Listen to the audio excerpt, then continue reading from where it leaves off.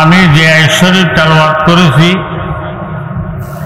এই আয়াতের মাধ্যমে আল্লাহ পাক সুবহানাহু ওয়া তাআলা যে জিনিসের খবর দিচ্ছেন ওই জিনিস সম্পর্কে আমরা সবাই একমত। আল্লাহ তাআলা বলতেছেন প্রত্যেক জীবকে মওতের শরবত পান করতে হবে।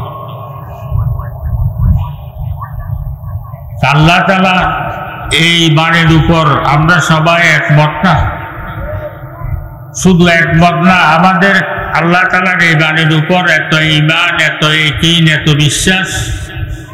যদি বড় বড় ডাক্তাররাও কারো বেলায় লিখে যে তোমার মওত হবে না, আমরা মানার জন্য রাজি হব? রাজি হব না। তার কারণ মওত এটা একটা নিশ্চিত জিনিস, এটার মধ্যে কোনো সন্দেহ নেই। আল্লাহ তাআলার এই বাণীর উপর আমাদের এত ইয়াকিন, এত বিশ্বাস, এত ঈমান থাকা সত্ত্বেও বাস্তব মওত কি জিনিস আমাদের বুঝে আসে না। কারণ দুনিয়ার শুরু হইতে এ পর্যন্ত যারা মওতের শরবত পান করে এই দুনিয়ার থেকে বিদায় নিয়েছে, তাদের থেকে এই পর্যন্ত একজন আর ওয়াপস আসে নাই। তাদের থেকে যদি একজনও ওয়াপস আসতো, তার থেকে আমরা জানতে পারতাম, ধারণা নিতে পারতাম মওত কি জিনিস, মওতের তিতা কি, মিঠা কি, মজা কি, তার থেকে জানতে পারতাম, ধারণা নিতে পারতাম। এখন তাদের থেকে তো একজন আর ওয়াপস আসে নাই, সেজন্য আমরা মওত সম্পর্কে অজ্ঞ। আবার হাদিস শরীফের মধ্যে লম্বা আলোচনা করেছেন, ওগুলো বলার সময় নেই।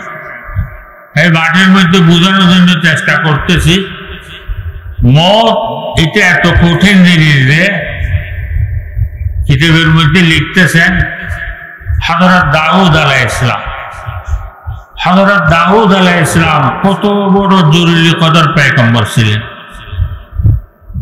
এত বড় জলিল কদর পয়গম্বর হওয়া সত্ত্বেও হযরত দাউদ আলাইহিস সালাম মওতের ভয়ে সিজদার মধ্যে পড়ে এত কান্নাকাটি করতেন, এত কান্নাকাটি করতেন, এত কান্নাকাটি করতেন। ওনার চোখের পানিতে শুকনা জমি ভিজে ওই জমি থেকে গাছ উঠে যেত। তাইলে হযরত দাউদ আলাইহিস সালামের মতো এত বড় জলিল কদর পয়গম্বর যদি এইভাবে কান্নাকাটি করতে হয়, তাইলে আমাদের কত কান্নাকাটি করার প্রয়োজন ছিল। এরপর জনাব মুহাম্মদুর রাসূলুল্লাহ সাল্লাল্লাহু আলাইহি ওয়াসাল্লাম সারা পৃথিবীর মধ্যে আল্লাহর পরে হুজুর থেকে বড় আর কেহ নাই। সারা পৃথিবীর মধ্যে আল্লাহর পরে হুজুর থেকে বড় আর কেহ নাই। হুজুরের যখন মওতের সময় হলেন, পৃথিবীর মধ্যে লিখতেছেন হযরত আজরাইল আলাইহিস সালাম সুন্দর মানুষের সুরত ধরে বেহেশতি সুন্দর পোশাক পরিধান করে হুজুরের হুজরা শরীফের দরজার সামনে এসে দাঁড়ায়।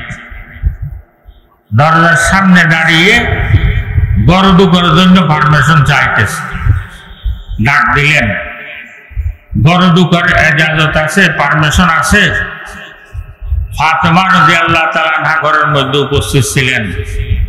ফাতেমা বলেন, আমার আব্বা খুব অসুস্থ, কারণ গফলতের ঘুমের মধ্যে আর কতদিন থাকবো, গফলতের ঘুম থেকে জাগি, মওতের জন্য তৈরি নেই।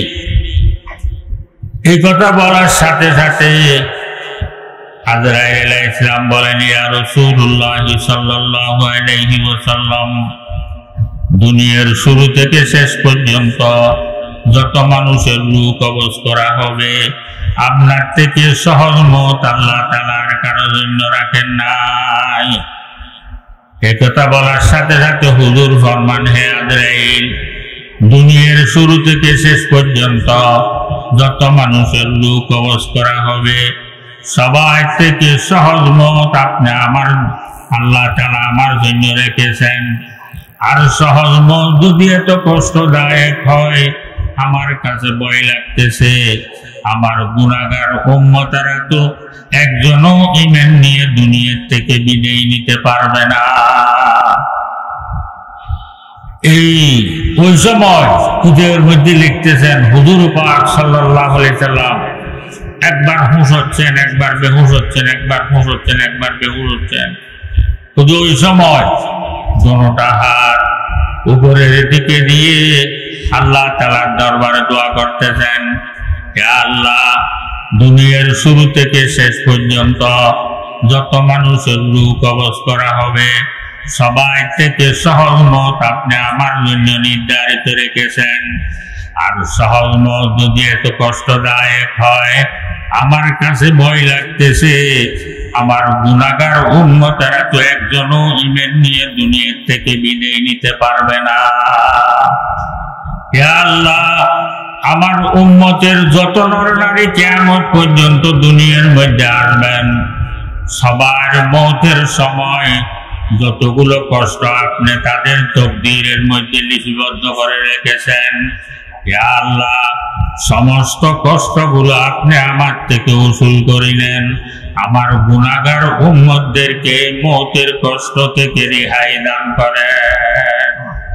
কেমন দয়ার নবী পেয়েছিলাম, ও নবী ইউমে রহমত লকব পানে ওয়ালা, ও নবী ইউমে রহমত লকব পানে ওয়ালা, মুরাদি গরিবো কবর লানে ওয়ালা। ভাই, সবাইকে তো মরতে হবে। এখন আমরা মৌতের জন্য কতটুক তৈরি নিয়েছি। মৌতের ফরের হায়াত দামি হয়ে যায়, খাস সেগুলো সাথে নিয়ে যাইতে হবে না। এই কাজেগুলো হলো নামাজ, কাজেগুলো হলো আল্লাহর জিকির, কাজেগুলো হলো দুরূদ শরীফ, কাজেগুলো হলো সুন্নতের উপর আমল করা, কাজেগুলো হলো আল্লাহ তাআলার রাজি মতে চলা। কথা বুঝে আসছে? তো ওগুলোর সাথে নিয়ে যাইতে হবে। আল্লাহ তাআলা আমরা সবাইকে আমল করার জন্য তৌফিক দান করুক। আমার হাদিস বহুত বড় ওয়াইদিন, ওনার ওয়াজ শোনার জন্য আপনারা পাগল। উনি আসছেন, উনি লম্বা করে ওয়াজ করবেন।